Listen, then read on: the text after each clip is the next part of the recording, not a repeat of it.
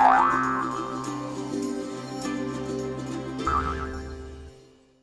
right, thank you. Really excited to be here today. Today I'm going to talk about a revolution and what that means to you. And I want it to be a specific takeaway, and I'll even give you a little short action plan at the end, something you can think about while you're here and while you go back to your home or your offices. So let me give you a little background. A few years ago, I was involved in advertising on Madison Avenue.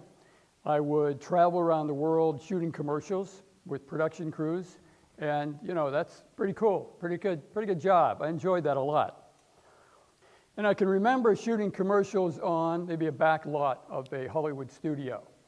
Here's a good example, shooting what appeared to be the front of a building, when in reality, it was fake.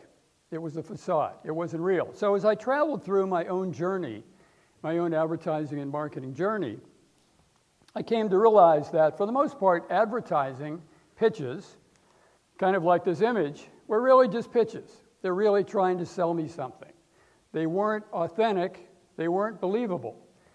And all of a sudden, go forward a few years, we've got social media, huge power, something we're probably all, tweeting and blogging and doing things exciting in social media. Now, social media, the opposite of advertising, is authentic. It is real, maybe sometimes too real. It's transparent at the same time. And the power of social media, in many ways, has given rise to something else that I want to talk about today. And I call it the rise of the social employee. So this is a blog that my wife and business partner and co-author of a book, The Social Employee, Cheryl Burgess, co-wrote. There she is. She's here today. Thank you, Cheryl. Okay. All right. And the blog that she wrote was called The Rise of the Employee Brand. It was the catalyst. It was the beginning. It was an idea that found its way into a book called The Social Employee. And I remember when we finished writing the book, we both kind of looked at each other almost at the same time and said, we wrote a book, but I think we started something bigger. Maybe we started a revolution. So some of the revolutionary brands that are involved that we talk about, and there are many, are household names: Dell, AT&T, IBM, Cisco, Southwest Airlines. So these are brands that are investing tremendous time and energy into training their social employees that we will define. Okay, so what is a social employee? So first of all, they're very different than your regular or normal employee who perhaps is not empowered and isn't a true change agent. It's a different way of thinking, a different way of being motivated. They are highly skilled in the use of social media tools. They are engaged. They are believers in the mission and the vision and the values of the brand that they work for. But what is really important, and what is the difference with a social employee, is the integration of our personal brand and our professional side. So if you stop and think for a second, everyone in this theater today has a personal brand. It's something we need to think about, we need to work on, we need to nurture. So the value of bringing those two together is powerful, and it forms the social employee. So here's a great quote from Eaton McCarthy, who is a social business kind of evangelist at IBM. And he tells us that employees are the brand at IBM. Now, interesting, he doesn't say the advertising, the marketing campaign, and he also would tell you that fundamentally, the employees are the voice of IBM. So here's a simple analogy to give you a general sense of what a social employee is. So you take a baseball and a bag of marbles. So the baseball and the bag of marbles weigh about the same. They are, about the same shape. And in fact, if you put them in a bucket of water, they would displace the same amount of water. But the big difference is in the surface area. The marbles, think of that as your social employees, represent 300% greater surface area. So think of the interaction, think of the connections, think of the engagement, think of the collaboration between those marbles, as opposed to the baseball, which is kind of like the overall organization on the other side. And the power of that, they are collaborating across organizations, across business units. They are working with their customers and their clients every day in social media. Social employees and social customers like to work together. And fundamentally, the other feeling about the brand is that the brand in some ways is the subtotal of the personal brands of the social employees that work for it. So why are social employees important? All right, so I brought some heavy statistics with me today. 90% of people don't trust traditional ads.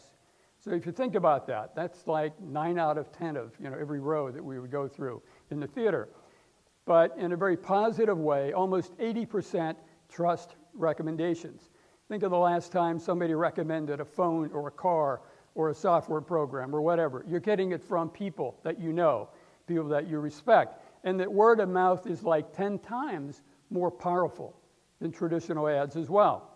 So here's the win-win. And there's a clear win-win for both the company and the employee. And this is the power behind, I think, the idea. So the benefits to the company is authentic branding. It's real. It's believable. It isn't the advertising campaign. The benefits to the employee, and what I'd like to do when you're looking at that slide behind me, is to mentally erase the word employee and put yourself there.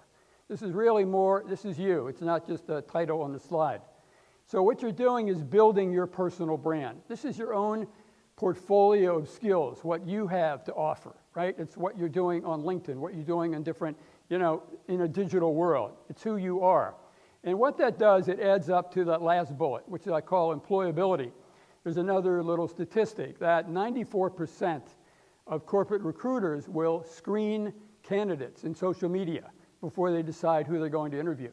So think about that, 94%. So you want to be where they're going to find you. All right, so let's talk a bit about engagement. All right, how many of you have seen the picture on the left? Okay, just about everybody, all right?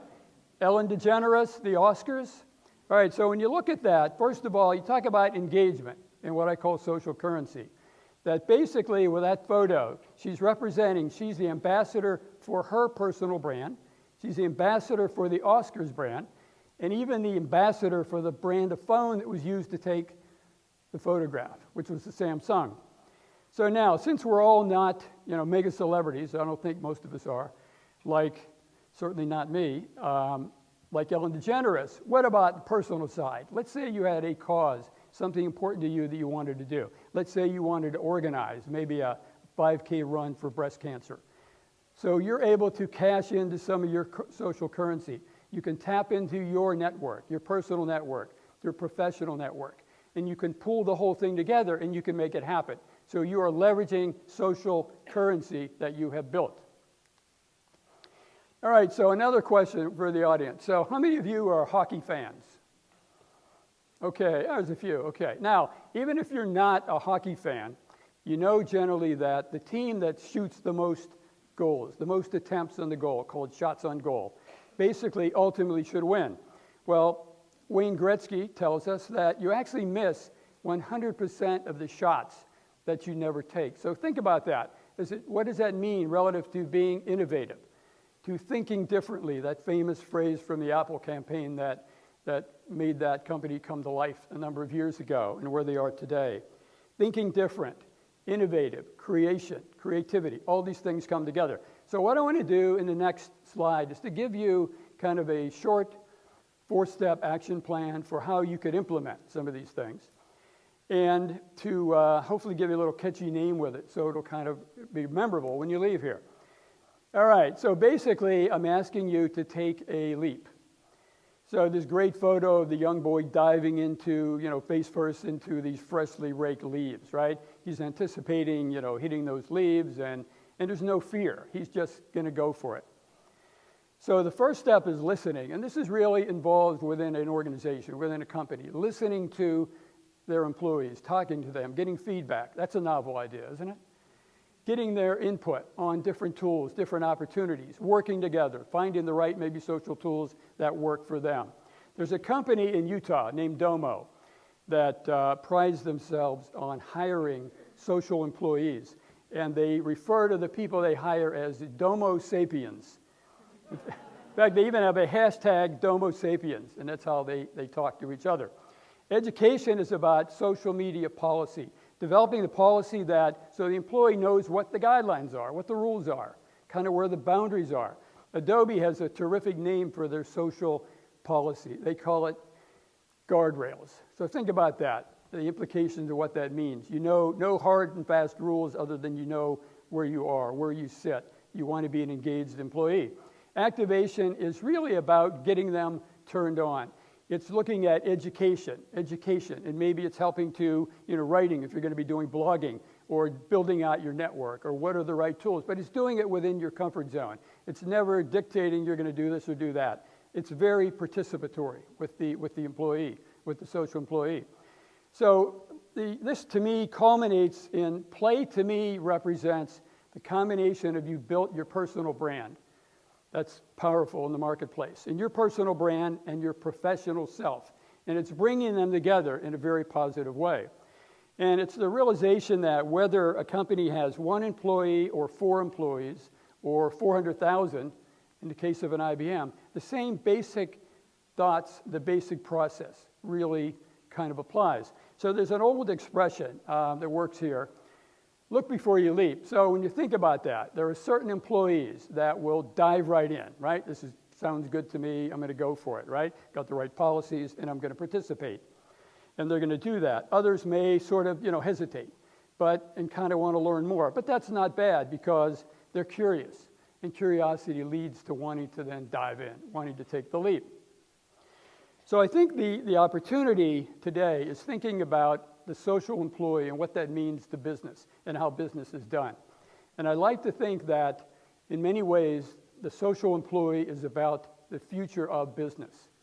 And so I invite you today to take that leap with me, to join the social employee revolution, and to realize that fundamentally the future of business is in your hands. Thank you. Thank you.